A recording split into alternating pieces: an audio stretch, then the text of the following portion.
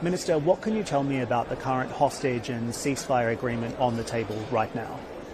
Well, these are sensitive negotiations. They've been underway for some time now.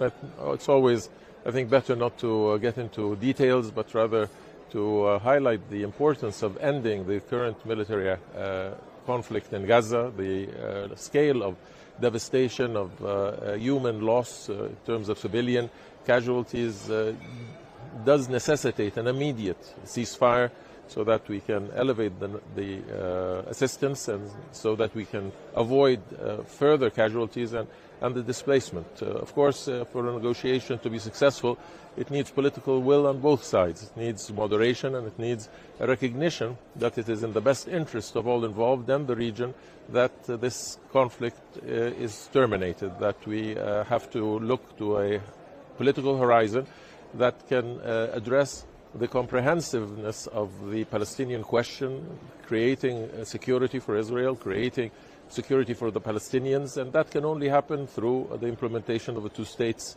solution, the creation of a Palestinian state. What can you tell me about the deal that is on the table, though? It's reported that this is for the release of 20 hostages in exchange for a preliminary 3-week truce. Can you confirm that?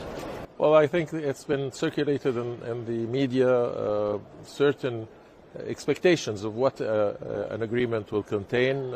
These are issues related to the number of hostages, the positioning of Israeli troops, the duration of a ceasefire, the return of civilians to their original place of residence. I won't get into the specificities on the issues, but to say that we are hopeful that the political will be demonstrated by both sides, the flexibility, the recognition of the importance of a ceasefire, the importance of the freeing of the hostages, and that we move to a political horizon related to how we can deal with the security of the Palestinians, the Israelis, and the creation of a Palestinian state. And a Hamas delegation will be traveling to Cairo on Monday for further talks, is that correct? We are in constant deliberations with both sides. We have had the opportunity to interact directly and will continue to do so until we do find a termination of the military activity. The proposal that has been put forward, do you believe that this is a position that Hamas and Sinwar will ultimately agree to?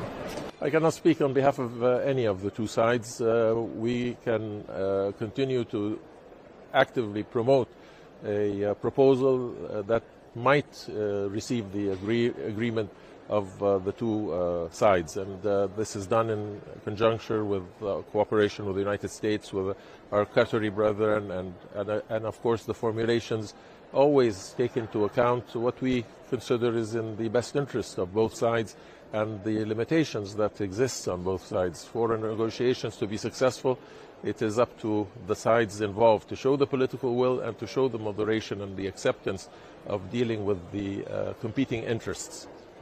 Minister, the reality of the situation is this. It's been 5 months without an agreement. All prior ceasefire and hostage release negotiations up until the initial agreement have failed at this point.